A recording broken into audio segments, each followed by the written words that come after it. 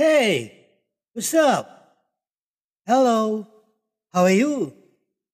Okay, now let's talk about 2015 no mint mark in top condition, most valuable, most valuable 2015 in top condition. Okay, okay. Let's read first what is written on the coin. In God we trust, Liberty 2015. At the reverse of the coin, United States of America, e pluribus unum, 1 cent. Lincoln Shield penny. Yeah, let's talk about the Lincoln Shield penny. 2015, no mint mark.